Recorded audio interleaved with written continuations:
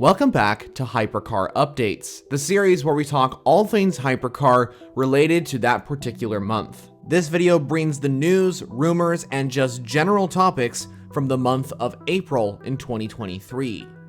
Episode 4 of Hypercar Updates will detail topics such as Peugeot's striking new livery that will debut at Le Mans, the turnaround of performance for the BMW M Hybrid V8, and speculation on who will be the next manufacturer to join the hypercar grid. All those topics and so much more will be discussed on this episode of Hypercar Updates.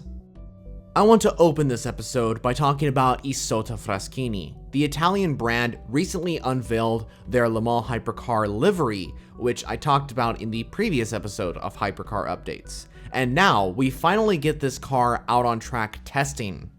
The first ever test for the Tipo 6 LMH Competizione was completed at the Vallelunga circuit. The hypercar had a black livery on it, and we got to see it rolling out on track for the first time. We also got to hear the rich sound of the 3.0 single-turbo V6. It's pretty cool that the hypercar is out on track, and I'm super impressed with how fast this project is evolving. Of course, good luck to Isotta Fraschini as they hope to make their debut later this year. Okay, let's move on to the subject of new manufacturers. There are a lot of projects in the hypercar class. Over 12 have been confirmed to be happening. But a question that's on the minds of many is who is the next manufacturer to confirm a hypercar project? Right now, I would say the companies that are leading the list of rumored teams joining are De Tomaso, Alfa Romeo, and McLaren. Sure, there are other companies on this rumored list, such as Bentley, Velox, and even Lafitte Automobili. But as for the next company to join, I think it would be between these three. De Tomaso has been hinting at a return to racing, possibly at the 24 Hours of Le Mans. And as for Alfa Romeo, their involvement in all this is quite interesting. In Formula 1, Alfa Romeo is splitting with Sauber at the end of 2023 because Sauber is going into partnership with Audi, and so Alfa have to make the decision to either stay with another team in Formula 1 or get involved in endurance racing, likely with the Le Mans hypercar project. For McLaren, it's not about if, it's about when. I think McLaren are going to be the next manufacturer to confirm an LMDH entry. They have deep ties within the 24 Hours of Le Mans as they won it back in '94, and I think there's potential for United Autosports, the current LMP2 team, to run the McLaren LMDH project come 2025. Let's now proceed to the subject of non-hybrid hypercars, and exactly what is happening with them out on track. Let's go further in detail. Okay, in WEC Hypercar this season, there are a total of 7 manufacturers, and they either run an LMH or an LMDH. 5 of the hypercars have a hydronized system. In other words, they have a hybrid. The 2 hypercars that don't have hybrids are Glickenhaus's SCG-007 and Van Wall's Van der Waals 680. As of recording this, there has been 3 races so far in 2023, and over the last 3 events, the hypercars that have hybrids in them are able to extend the gap to the rest of the grid, while the Glickenhaus and Van Wall drop off the rest of the hypercar field, and even at the start of the 6 Hours of Portimao, they struggle to keep ahead of the LMP2 entries. So what is going on here? Why are Glickenhaus and Van Wall struggling to keep up with the other manufacturers during this early stage of the 2023 WEC? Well, I think there's a few factors that are impacting their performance. Let's talk about them. One of them is that hybrid assist component. Having a hybrid in a hypercar is extremely beneficial to the manufacturer as it improves reliability and pace. And I think without a hybrid assist, that's one of the reasons Glickenhaus and Van Wall are struggling to keep up with the other manufacturers. Now, it's worth mentioning that Glickenhaus and Van Wall are smaller manufacturers compared to the giants Toyota, Porsche, and Cadillac, to name a few. However, they can still be quick without a hybrid system. Just look back to 2022. and specifically to the 6 hours of Monza. Glickenhaus qualified on pole position, beating the 2 Toyotas and the grandfathered LMP1 Alpine. They continued to lead the race for the first 3 hours, and they probably would have won it if they didn't have that terminal issue. Now, some of the reasons why they were so quick here was because of the BOP adjustments, and the SCG-007 goes well at Monza. But even so, this was a non-hybrid prototype, and it was outperforming the rest of the field. We know the cars have potential. They've shown that in the previous races. Even in 2023, Glickenhaus achieved 7th position ahead of both Peugeots, and Vanwall in 8th on their debut at Sebring. The fact of the matter is, we want to see these manufacturers do well. Personally, I really support Vanwall and Glickenhaus, as they are some of my favorite teams in the hypercar class. So personally, I think as the season progresses, we'll see some big improvements from Glickenhaus and Vanwall. And by 2024, I think they'll be closer to the rest of the field. Is Porsche back to winning ways? The German manufacturer, who has the most wins in prestigious events such as the 24 Hours of Le Mans and 24 Hours of Daytona, debuted the Porsche 963 at the Rolex 24 this year. As we all know, Porsche didn't have a good start to their season in the WEC or IMSA, but I think we're starting to see some gains in the forms of reliability, consistency, and pace. As last weekend, the Porsche 963 grabbed its first ever victory in its career at the Grand Prix of Long Beach, with the number 6 entry of Mathieu Jaminet and Nick Tandy taking the win. And it wasn't just a good weekend for the Porsche Penske team in IMSA, as the WEC variant of the number 6 Porsche 963 grabbed its first ever podium in the World Endurance Championship. Now, does this officially mean Porsche is back to winning ways? No, it doesn't, because this could just be a one-off event where the Porsches were quick. But honestly, I don't think that's the case. I think the 963 is getting better each and every race. I think it's about unlocking the full potential of the 963. We have to remember that Porsche hasn't been involved in prototype endurance racing since 2017. This is also a brand new car, where a manufacturer like Toyota has had loads of practice with their GR010. We know Porsche can dominate and win races in endurance racing. If you go back into their history of endurance racing, you have cars such as the 917K, the Porsche 935, the all-conquering Porsche 962C, and then there's of course Porsche's return to LMP1 in the form of the 919, which took overall victory at the 24 Hours of Le Mans from 2015 to 2017. So overall, I have full confidence that Porsche will return as the force they were with the 963. The question now is, when exactly will that be? In other news, the French auto manufacturer Peugeot has revealed a striking new livery for its 9X8 hypercar. Spanish artist Jay Dembski is the one that produced this livery, and in my opinion, it's a masterpiece. There's not one color here, and that's one of the reasons why this livery is amazing. It's almost like a rainbow when you look at it. Inspiration was taken from the Peugeot 905 that took victory in 1992 and 1993 at the 24 Hours of Le Mans. The base color is white, but there's multiple different colors that are surrounding the hypercar, and the combination of these colors alongside the design creates an amazing looking livery, one that I think will be eventually iconic. This livery is to celebrate the 100-year anniversary of the 24 Hours of Le Mans, so both 9X8 hypercars will run this livery during the entire event of the 24-hour classic. And if you like this livery, there's good news. Both Peugeot 9X8 hypercars are expected to run this livery from Le Mans onward.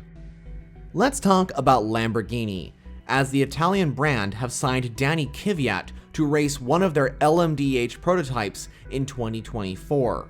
As of right now, it's unclear which series Kvyat will be racing in as a full-time driver, but since he already has raced in the World Endurance Championship, I expect him to race the full season in 2024 of the WEC. But as we know, if Kvyat does go to the WEC, he will likely race at Daytona as well, as Lamborghini have confirmed that they will use both IMSA and WEC variants of their LMDH at the 24 Hours of Daytona and Le Mans next year.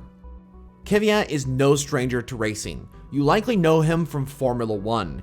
Kvyat made his F1 debut in 2014 with the Toro Rosso team. He joined Red Bull in 2015 after returning back to Toro Rosso in the mid-2016 season. Then he returned to Formula 1 in 2019 and stayed with Toro Rosso for the next 2 years, even through their name change as AlphaTauri. He ended his Formula 1 career at the end of 2020, achieving 3 podiums, his most recent at the 2019 German Grand Prix. I think signing Kvyat was a very smart choice by Lamborghini, and what's great is that Kvyat is not the only good driver at Lamborghini.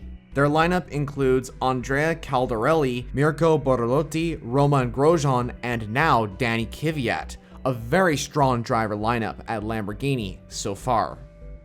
What about new races to go to in the World Endurance Championship for the coming years? Cars are not the only subject in motorsport. They need a track to race on. Well, let's first look at the 2023 calendar and speculate what tracks will be on the calendar next year. Sebring is a pretty big unknown at this point. The 2023 edition of the 1000 miles of Sebring might have been its last in the World Endurance Championship. I'm not really sure if Portimao is going to be here in 2024, but I would expect contract negotiations to be going on at this point. Spa and Le Mans will definitely be on the calendar in 2024. It was actually just announced that the Spa-Francorchamps circuit would host WEC races until at least 2028. It's not officially confirmed, but I would expect to see Monza, Fuji, and Bahrain return to the 2024 calendar. So what about new or returning circuits in 2024? Well, we know for sure that a race in Qatar will definitely be happening. The first ever 6 hours of Qatar will take place at the Losail International Circuit next season. If Sebring officially is off the calendar, the WEC will likely go to the Circuit of the Americas to host a race there, so I would expect to see COTA on the 2024 calendar. Some other possible venues could be Sao Paulo and Silverstone. A WEC return to either circuit I'm sure would be incredible. I've overheard some contract negotiations are going on between both circuits, so I could very well see one of them or both in the WEC sometime in the future. I think a lot of people, including myself, want to see the WEC return to Nürburgring and Shanghai. But honestly, I don't think we're going to see a WEC race at either venue, at least for the time being. In other news, BMW's M Hybrid V8 is starting to show some incredible pace in the IMSA GTP Championship. The German manufacturer first entered its LMDH entry in the beginning of 2023 at the Rolex 24. Unfortunately, BMW's GTP entries were severely off the pace compared to Porsche, Acura, and Cadillac. They also had reliability issues, and some were wondering, is this what BMW is going to look like throughout the season? Well, BMW proved them wrong. At the next race in Sebring, they were able to close up to the other manufacturers. I wouldn't say they were in contention for the overall victory like the other three, but they were there in the fight. And grabbing second place at Sebring was definitely luck, as the other cars all retired in that huge incident. But come to Long Beach, and the M Hybrid V8 took another step in the right direction. We talked about Long Beach a moment ago because Porsche won, but I didn't talk about who else had success. That's right, BMW was able to take the fight to the other 4 manufacturers, and were genuinely in the fight for the overall victory for the entire race. I think if the number 25 BMW didn't have that lockup at turn 6, they would have won the race. Both BMWs finished inside the top 5, with the number 25 BMW on the podium once again. And this time, it wasn't completely about luck. They battled their way there. This is good news for BMW and their fans. This means that the M Hybrid V8 is going to continue to improve throughout the season, and eventually they will grab their first win in GTP. There's big news from Porsche's customer teams, as Jota and JDC Miller have some big updates. Jota Sports' update is that they started racing. They made their debut at the 6 hours of Spa-Francorchamps, and they did incredible. Not only did they take the fight to the Penske Porsches, but also took the fight to the other manufacturers including Toyota, Ferrari, and Cadillac. The number 38 Hertz team Jota, piloted by Yifi Yi, Antonio Felix da Costa, and Will Stevens, were able to finish in 6th. A fantastic race result for Jota's 963, especially considering that this was their first race in the hypercar class. So well done to Jota Sport, and also good luck for the 24 hours of Le Mans. As for JDC Miller Motorsports, they have officially confirmed when they will make their debut in the IMSA GTP Championship. JDC Miller's Porsche 963 will debut at Laguna Seca, which is the next round following this video's release. They've also revealed their full livery, which looks absolutely incredible, and their driver lineup. The two racers that will pilot the yellow Porsche will be Tijmen van der Helm and 2009 Le Mans winner Mike Rockenfeller. If you want to know all the information on JDC Miller's Porsche, click the link in the top right corner as I explain everything on this entry. Our final piece of news is actually another Porsche update, but this is from the factory Penske Porsches, not the customer entries. Porsche Penske have revealed their Le Mans livery for the Porsche 963. Initially, it was supposed to be just on the third Porsche, the number 75 car, but now it's been confirmed that the livery will be on all three Porsche Penskes. I would consider this a rainbow livery for Porsche, but each color symbolizes a livery design from one of Porsche's past liveries that they've had at the 24 hours of Le Mans. Like Peugeot's livery, Porsche's is honoring the 100-year anniversary of the 24 hours of Le Mans. It's also honoring Porsche's 75th anniversary. So that concludes episode 4 of the Hypercar Updates series. There was a lot to talk about in this episode, so I hope you found it informative and enjoyed the video. What topic interested you the most? Let me know all your thoughts down in the comments below. If you're interested in more endurance racing content, subscribe to the left to see weekly videos here on this channel, and watch another video that's similar to a topic covered on this episode. So with that, I thank you so much for watching, and I'll see you in the next video. Peace out.